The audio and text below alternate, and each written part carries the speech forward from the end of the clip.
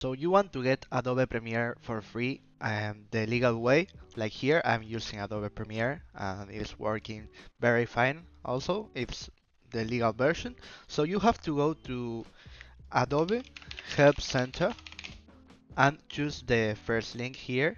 Once here you have to scroll down to contact us and click start now and wait to the chat to appear here and press try or buy an app. So we click it and wait for a response from the chatbot and we will send this message. Okay, so the message is, hello dear Adobe team.